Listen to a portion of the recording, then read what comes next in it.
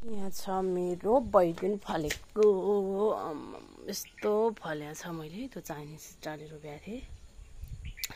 के भन्छ यो बोटको चाहिँ पत्ता टिपिदिनु भनेर उनीहरूले चाहिँ त्यो फेदको त्यो जुन पुरानो त्यो पत्ता हुन्छ नि ठुल्ठुलो हो त्योहरू चाहिँ टिप्दो रहेछ नि त। अनि मैले त्यही प्रकारले चाहिँ टिपिदिएको थिएँ। राम्रो यति फलिरहेछ यो बैगुन।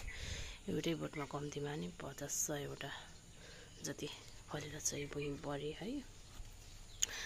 अन्त त्यसपछि यो चाहिँ अकबरी खोर्सानी हो। मैले पहाडबाट ल्याएको थिएँ। जम्मा मैले 4 पिस ल्याएको थिएँ, मसिनो थियो। अनि त्यसपछि 3टा चाहिँ मर्यो। बल्ल एउटा चाहिँ बचिया छ। अनि यो चाहिँ लाम्चे खोर्सानी हो मेरो। यो एकदम पिरो छ। यो चाहिँ रोपेको कति भयो 5 महिना जति भयो होला, कन्टिन्यू खाइरहेछौँ।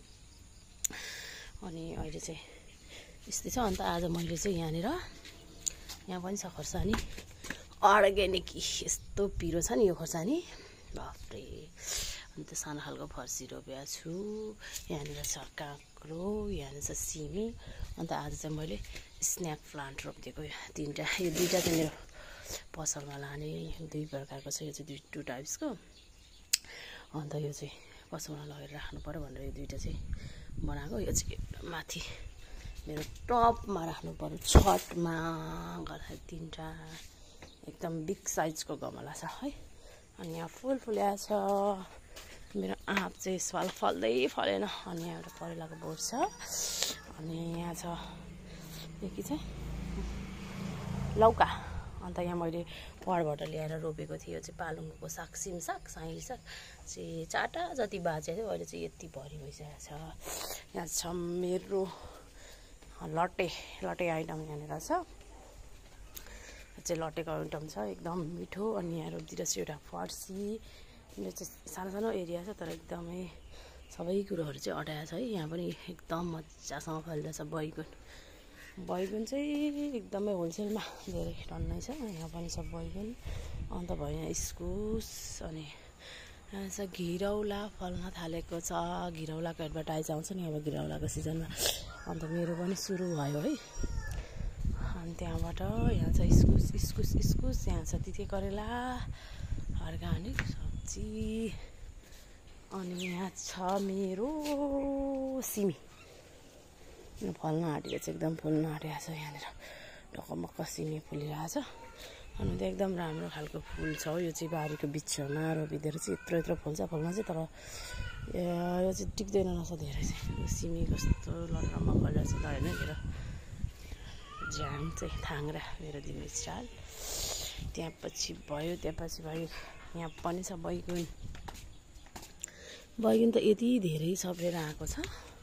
अन्त ल यहाँ छ एउटा फुल। यो चाहिँ खै के फुल हो, हेर्दा चाहिँ गोदावरी जस्तो पनि छ तर यस्तो मजाले फुलेको छ नि। अनि यहाँ छ यो छ बगनबेली, यस्तो मजाले फुलेको छ यो पनि। अनि यहाँ चाहिँ एकदम धेरै फुलेर थियो सेतो। अनि यो चाहिँ अहिले सकिरहेछ, यसको अफ सिजन सुरु भयो कि के हो। अब यो लास्ट होला यो वर्षको। अन्त यहाँ चाहिँ टु कलरमा मिक्सिङ।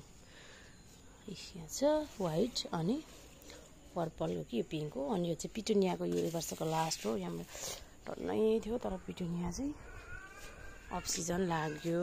पिटुनिया सकिसक्यो। यस्तो छ है त मेरो चाहिँ गार्डनिङ।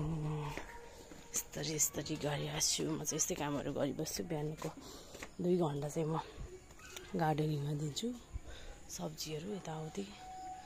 अनि त्यहाँपछि खाना खाए पछाडि चाहिँ मेरो पसल छ, म पसलमा जान्छु, उतै व्यस्त हुन्छु। ल यस्तो छ मेरो चाहिँ। यहाँनिर चाहिँ मैले कम्पोस्ट मल बनाएको। यो बनाएको कति भयो तर मलाई त्यति तरिका आएन जस्तो छ। अनि यहाँ छ अम्बक। यति मिठो अम्बक छ यो। यति फल्छ यस्तो मिठो हुन्छ। यो वर्ष चाहिँ यो 12 मासे नि भएको थियो। हिजो अस्ति फलेको थियो, टन्नै खायौँ। अहिले सकिरहेछ। ल थ्याङ्क यू। मेरो भिडियो यति हो है त।